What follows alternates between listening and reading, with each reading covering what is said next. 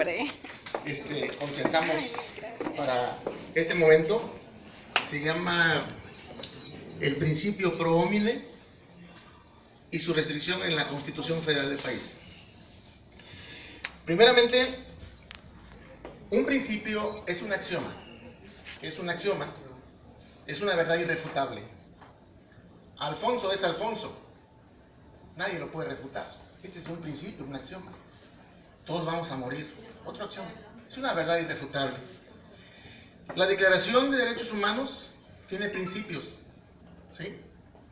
Pero ¿para qué sirven los principios? Los principios son una guía de dirección, nos van guiando, pero que no hay obligatoriedad de aplicarlos hasta que sucede un fenómeno. Cuando eso en principio es incorporado a una norma o a una ley constitucional, es entonces cuando ese principio se vuelve garantía.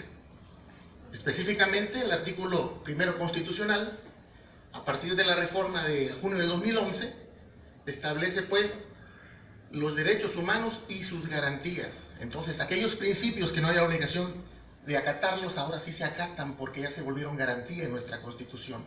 ¿Qué es el principio pro homine? ¿Sí? En primera es una interpretación, ¿sí?, que se hace y que se va a favorecer al gobernado con la interpretación y con el alcance de protección más amplio. Ese es el principio, y la ley constitucional lo está contemplando. En 1990, el doctor Héctor Fix Zamudio, decía que existía en los países latinoamericanos un interés porque las normas de derecho internacional relativas a los derechos humanos, ¿sí?, ya estaban siendo agregadas a la constitución de los países. Inclusive, tan amplio era el espectro de protección de derechos humanos que países latinoamericanos como Guatemala, Chile, Colombia, esa protección en relación a los derechos humanos la consideraron en sus constituciones federales como por arriba de su constitución. Argentina y Venezuela no lo hizo así. Argentina y Venezuela actualmente, las normas de derechos humanos de la Convención Americana, ¿sí?, están a la par con la Constitución. El principio pro homine, hablábamos, es una interpretación para que nos favorezca una norma, ¿sí? La cuestión que ese principio tiene sus propias restricciones. ¿Cuáles restricciones? Bueno, entendámoslo así. Si la Constitución nos da el derecho de la propiedad privada que prevé el artículo 27 constitucional, hay ciertas restricciones. ¿A través de qué instituciones jurídicas? A través de la extinción de dominio, a través de la expropiación. Son ciertas restricciones, no obstante que el derecho internacional o restricciones también a la libertad. En la Convención Americana, en el artículo 5.1, señala precisamente que tenemos derecho a la libertad y a la seguridad, y una restricción a la libertad existe en el artículo 19 constitucional. Nadie puede ser detenido si no se justifica con un auto de formal prisión. Es una restricción que está señalando nuestra Constitución. Pero obviamente que el derecho internacional nos favorece y a él queremos recurrir cuando tenemos problemas como por ejemplo Bueno, aquí está el derecho a la educación, aquí está el derecho de los trabajadores. ¿Cuál se va a aplicar? La misma ley constitucional dice, solamente en los casos que esta Constitución señale se va a poder restringir el derecho del ciudadano. Solamente se va a suspender y hasta restringirlo, señala el artículo 29 constitucional. Ahora bien, nosotros nos encontramos ante un fenómeno de constitucionalismo transnacional. En la época de la globalización jurídica existen intercambios culturales, existen conocimientos jurídicos que obviamente nos beneficia porque podemos invocarlos en un problema concreto, jurídico concreto, ¿sí?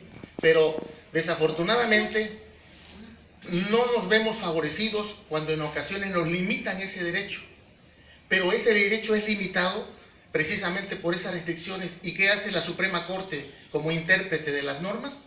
Como intérprete máximo de las normas, dice: el problema de la supremacía y la aplicación de las normas convencionales, ¿sí? Ya se resolvió 293/11, la contradicción de tesis. Y dice, no es un asunto de suprasubordinación entre normas constitucionales y nuestro derecho, es un asunto de relación nada más, ¿sí? En base al principio de cooperación internacional, ¿sí? Entonces, pero de ninguna manera nuestra Constitución va a estar por debajo de esas normas constitucionales.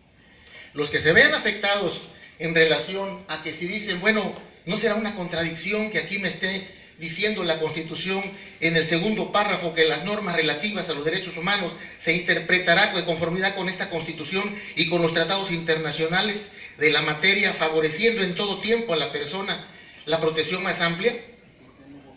Digo, así lo vemos, ¿sí? Pero encuentra su propia restricción en la misma norma jurídica.